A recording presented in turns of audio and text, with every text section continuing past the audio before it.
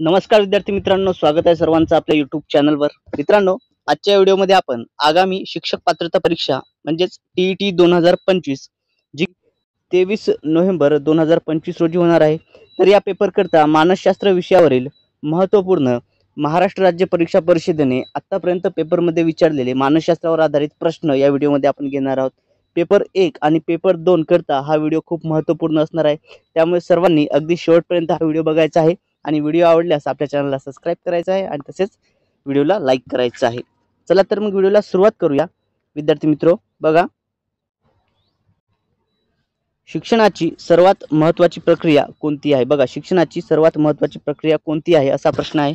अभ्यास, पाठांतर, शिकणे, परीक्षा। तर विद्यार्थी मित्रो, या ठिकाणी शिक्षणाची सर्वात महत्त्वाची प्रक्रिया ती आहे, ती म्हणजे काय तर शिकणे। ओके, शिक्षणातील सर्वात महत्त्वपूर्ण काय तर शिकणे ही सर्वात महत्त्वाची प्रक्रिया त्या ठिकाणी आहे।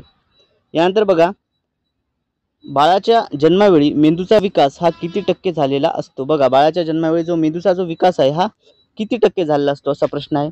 10%, 25%, 50% की 75%? तर विद्यार्थी मित्रो, बाळाच्या जन्मावेळी मेंदूचा जो विकास आहे हा 25% झालेला असतो, त्यामुळे पर्याय क्रमांक बी 25% आपल्या प्रश्नाचं योग्य असं उत्तर आहे। यानंतर पुढचा प्रश्न बघा, IQ म्हणजे काय? बघा, IQ म्हणजे काय? तर विद्यार्थी मित्रो, IQ म्हणजे इंटेलिजन्स कोटेंट याला म्हणतात IQ। पर्याय क्रमांक सी आपल्या प्रश्नाचं योग्य असं उत्तर या ठिकाणी असणार आहे। यानंतर पुढचा प्रश्न बघा, स्व ही संकल्पना कशाशी संबंधित आहे? बघा, स्व ही जी संकल्पना आहे ती कशाशी संबंधित आहे असा प्रश्न या ठिकाणी विचारलेला आहे। समाजशास्त्र, मानसशास्त्र, भूगोल की रसायनशास्त्र? तर विद्यार्थी मित्रो, स्व ही जी संकल्पना आहे ही मानसशास्त्राशी संबंधित आहे। पर्याय क्रमांक बी आपल्या प्रश्नाचं योग्य असं उत्तर या ठिकाणी असणार आहे। यानंतर बुद्धिमत्तेचे मोजमाप करणारी चाचणी कोणती आहे? बघा, बुद्धिमत्ता जी आहे, बुद्धिमत्तेचे मोजमाप करणारी चाचणी कोणती आहे असा प्रश्न आहे। पर्याय क्रमांक बघा, A aptitude test, B achievement test, C intelligence test आणि डी पर्सनॅलिटी टेस्ट।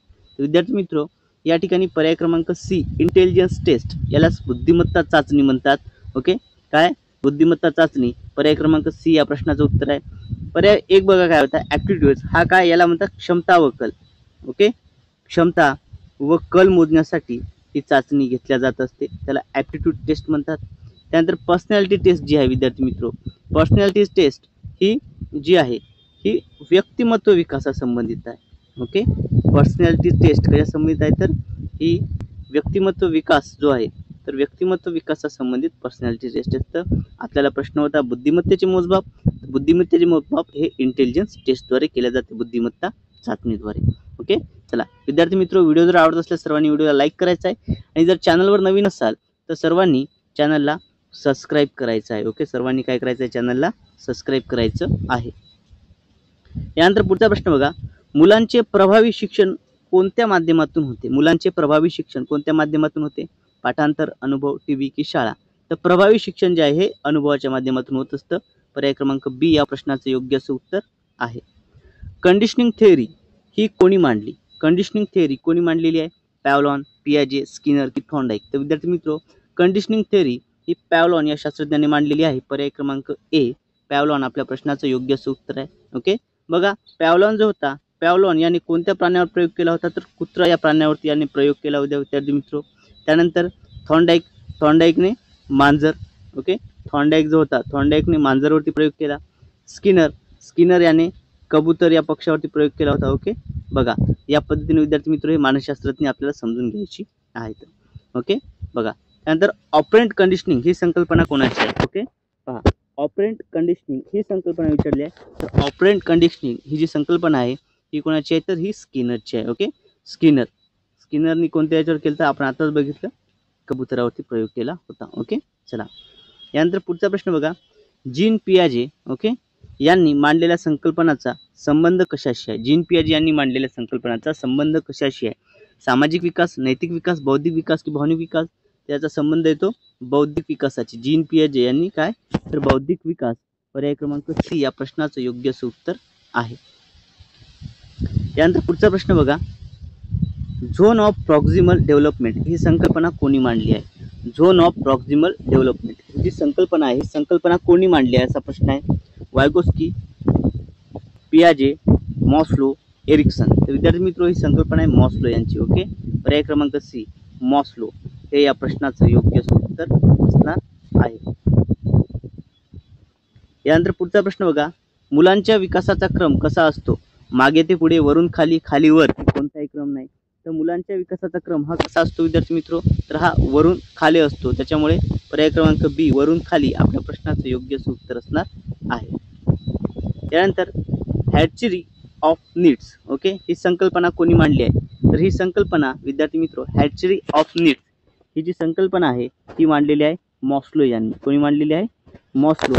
पर्याय क्रमांक सी या प्रश्नाचं योग्य उत्तर आहे। हॅचरी ऑफ नीड्स ही संकल्पना मॉस्लो यांची आहे। यानंतर पुढचा प्रश्न बघा, शिक्षणात फीडबॅकचे महत्त्व काय आहे? शिक्षणात फीडबॅकचं महत्त्व काय आहे? तर विद्यार्थी मित्र शिक्षणामध्ये जे फीडबॅकचं महत्त्व येतं हे कशासाठी आहे? तर हे प्रगती मोजण्यासाठी आहे। कशासाठी आहे? प्रगती मोजण्यासाठी येतं। पर्याय क्रमांक सी आपल्या प्रश्नाचं योग्य उत्तर आहे। यानंतर शिक्षणातील अडथळा कोणता आहे? शिक्षणातील अडथळा विचारलेला आहे। ओके, प्रेरणा, मार्गदर्शन, भीती की अभ्यास? तर अडथळा म्हटलं विद्यार्थी मित्र या ठिकाणी अडथळा कोणत्यामुळे होतो? भीतीमुळे अडथळा निर्माण होतो। प्रेरणेने शिक्षण प्रभावी होतं, मार्गदर्शनाने शिक्षण प्रभावी होतं, अभ्यासाने प्रभावी होतं, फक्त भीतीने होतं का? नाही। त्यामुळे पर्याय क्रमांक सी भीती आपल्या प्रश्नाचं योग्य उत्तर असणार आहे। यानंतर पुढील प्रश्न बघा, लर्निंग बाय डुईंग हे कोणत्या तत्वज्ञानावर आधारित आहे? ओके, हे कोणाच्या तत्वज्ञानावर आधारित आहे? लर्निंग बाय डुईंग जे आहे हे कोणाच्या तत्वज्ञानावर आधारित आहे? Froebel, John Dewey, Rousseau, Skinner? Learning by doing जे आहे विद्यार्थी मित्र हे स्किनर यांच्या तत्वज्ञानावर आधारित आहे। पर्याय क्रमांक डी स्किनर आपल्या प्रश्नाचं या ठिकाणी योग्य उत्तर असणार आहे। यानंतर बुद्धिमत्ता ही कशामुळे निर्धारित होते? तर विद्यार्थी मित्र जी बुद्धिमत्ता आहे, ओके, बुद्धिमत्ता कशामुळे निर्धारित होत असते? तर बुद्धिमत्ता ही अनुवंशामुळे निर्धारित होत असते। पर्याय क्रमांक ए अनुवंश या प्रश्नाचं योग्य उत्तर आहे। वर्तनशास्त्राचा अभ्यास करणारे शास्त्र कोणते? बघा, मानवी वर्तनशास्त्राचा अभ्यास करणारे शास्त्र कोणते आहे? इतिहास आहे का, अर्थशास्त्र आहे का, समाजशास्त्र की विज्ञान? तर वर्तनशास्त्राचा अभ्यास करणारे शास्त्र हे कोणते आहे या ठिकाणी? तर मानसशास्त्र। पर्याय क्रमांक बी आपल्या प्रश्नाचं योग्य उत्तर आहे। लेटेंट लर्निंग म्हणजे काय? लेटेंट लर्निंग म्हणजे काय विद्यार्थी मित्र? तर लेटेंट लर्निंग म्हणजे लपून ठेवलेले शिक्षण म्हणता येईल। ओके, लेटेंट लर्निंग म्हणजे काय? लपून ठेवलेले शिक्षण। यानंतर पुढचा प्रश्न बघा, मुलांच्या नैतिक विकासावर परिणाम करणारा मुख्य घटक कोणता आहे? मुलांच्या नैतिक विकासावर परिणाम करणारा मुख्य घटक कोणता आहे? समाज व शिक्षक, टीव्ही व इंटरनेट, फक्त पालक की शाळा? नैतिक विकासावरती प्रमाण करतो तो म्हणजे समाज आणि शिक्षक। पर्याय क्रमांक ए आपल्या प्रश्नाचं योग्य उत्तर असणार आहे। विद्यार्थी मित्र जर अजूनही चॅनलला सबस्क्राईब केलं नसेल तर सर्वांनी चॅनलला सबस्क्राईब करायचं आहे। आणि या प्रश्नांची जर तुम्हाला ही PDF हवी असेल तर आपलं टेलिग्राम चॅनल तुम्ही जॉईन करायचं आहे। तिथं तुम्हाला या प्रश्नांची PDF ही मिळून जाईल। ओके, चला यानंतर पुढचा प्रश्न बघूया।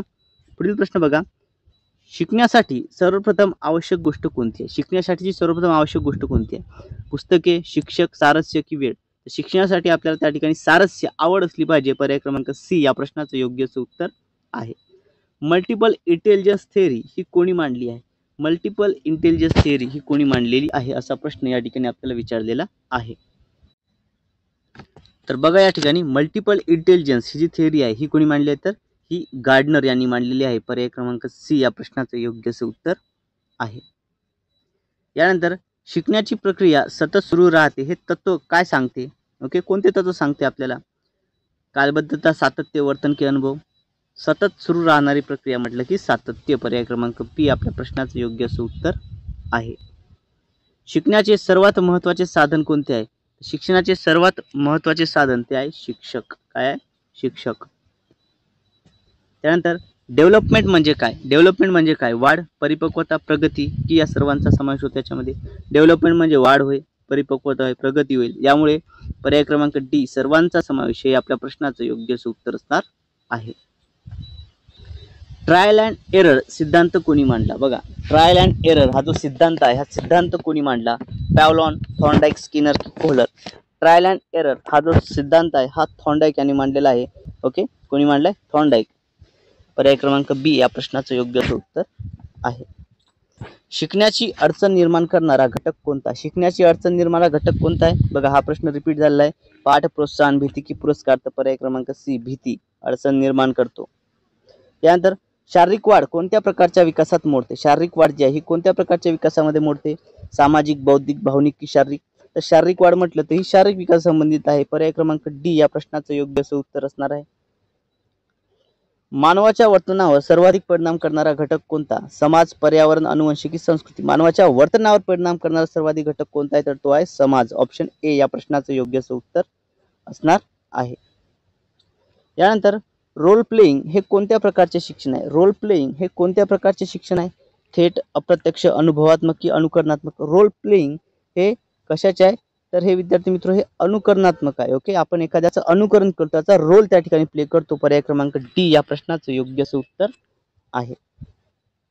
यानंतर मुलांच्या व्यक्तिगत फरकांचा विचार शिक्षकाने का करावा? सर्वांना एकसारखे शिकवण्यासाठी, वर्ग नियंत्रणासाठी, प्रभावी अध्यापनासाठी की पालकांच्या समाधानासाठी? तर विद्यार्थी मित्र प्रभावी अध्यापनासाठी या ठिकाणी या प्रश्नाचं उत्तर असणार आहे. यानंतर बघा, इमोशनल इंटेलिजन्स म्हणजे काय? भावनिक दुर्बलता, भावना ओळखण्याची क्षमता, वैचारिक शक्ती की बुद्धिमत्तेची? इमोशनल म्हटलेल्या या ठिकाणी भावना संबंधित, याला काय म्हणतात? भावना ओळखण्याची क्षमता. पर्याय क्रमांक बी या प्रश्नाचं योग्य असं उत्तर असणार आहे. यानंतर मुलांचा नैतिक विकास कशावर अवलंबून असतो? तर मुलांचा जो नैतिक विकास आहे हा त्याच्या कौटुंबिक वातावरणावरती अवलंबून असतो. पर्याय क्रमांक बी या प्रश्नाचं योग्य असं उत्तर आहे. शिक्षकाच्या विद्यार्थ्याशी वागण्याचा प्रकार हा कोणत्या विकासावर परिणाम करतो? तर विद्यार्थी मित्र शिक्षकाचा विद्यार्थ्याशी वागण्याचा जो प्रकार आहे हा त्याच्या कशावरती परिणाम करतो असा प्रश्न या ठिकाणी आपल्याला विचारलेला आहे. तर या ठिकाणी विद्यार्थी मित्र हा जो आहे हा कशावर परिणाम करणार बरं? हा त्याच्या भावनिक विकासावर परिणाम करणार. पर्याय क्रमांक सी या प्रश्नाचं योग्य असं उत्तर आहे. यानंतर पुढचा प्रश्न बघा, वयांच्या कोणत्या टप्प्यावर बौद्धिक विकास हा सर्वाधिक वेगाने होतो? बघा, तर 0 ते 6 वर्ष या टप्प्यामध्ये बौद्धिक विकास हा सर्वाधिक वेगाने व्हायला असतो. ओके विद्यार्थी मित्र, हा प्रश्न IMP म्हणून कन्सिडर करूया आपण. यानंतर मुलाचे वर्तन बदलणे म्हणजे काय? शिस्त लावणे, शिक्षण, प्रेरणा की अनुभव? वर्तन बदलणे म्हणजे काय? तर विद्यार्थी मित्र त्या ठिकाणी त्याला शिस्त लावणे. पर्याय क्रमांक ए या प्रश्नाचं योग्य असं उत्तर आहे. शिक्षणातील प्रतिक्रिया फीडबॅक का आवश्यक असतो? आपण बघितलं होतं फीडबॅक का आवश्यक आहे शिक्षणातील. तर या ठिकाणी काय, तर सुधारणा आणि प्रगतीसाठी. ओके, सुधारणा आणि प्रगतीसाठी फीडबॅक हा खूप महत्त्वपूर्ण ठरतो. अनुकरण ही शिकण्याची कोणती पद्धती आहे? अनुकरण ही शिकण्याची कोणती पद्धती आहे? सक्रिय, अप्रत्यक्ष, तर्कशुद्ध की संकल्पनात्मक? ते विद्यार्थी मित्र अनुकरण ही कशाची आहे? तर ही या ठिकाणी तर्कशुद्ध पद्धती आहे. पर्याय क्रमांक सी या प्रश्नाचं योग्य असं उत्तर असणार आहे. त्यानंतर बघा, वर्तनवादी शाळेचे मुख्य वैशिष्ट्य काय आहे? वर्तनवादी शाळेचे मुख्य वैशिष्ट्य काय? तर वर्तनाचे निरीक्षण. काय? वर्तनाचे निरीक्षण हे या प्रश्नाचं योग्य असं उत्तर आहे. ट्रान्सफर ऑफ लर्निंग म्हणजे काय? ट्रान्सफर ऑफ लर्निंग म्हणजे काय? तर एका विषयाचे ज्ञान दुसऱ्यावर लादणे याला ट्रान्सफर ऑफ लर्निंग असे म्हणतात. यानंतर मोटिवेशन म्हणजे काय? तर मोटिवेशन म्हणजे काय? ते विद्यार्थी मित्र या ठिकाणी काय म्हणतात, आपला वर्तनातील प्रेरक करणारा जो घटक आहे याला मोटिवेशन असे म्हणतात. ओके, चला अशा पद्धतीने विद्यार्थी मित्र आपण महत्त्वपूर्ण प्रश्न आजच्या या व्हिडिओमध्ये बघितलेले आहेत, जे की TET 2025 करता महत्त्वपूर्ण आहेत. विद्यार्थी मित्र व्हिडिओ आवडल्यास सर्वांनी व्हिडिओला लाईक करायचा आहे आणि जर अजूनही चॅनलला सबस्क्राईब केलं नसेल तर सर्वांनी चॅनलला सबस्क्राईब करायचं आहे. आणि जर या प्रश्नांची तुम्हाला PDF हवी असेल तर आपलं टेलिग्राम चॅनल तुम्ही जॉईन करायचं आहे. मित्रांनो आजच्या या व्हिडिओमध्ये एवढंच. भेटूयात पुढच्या व्हिडिओमध्ये. Thank you so much.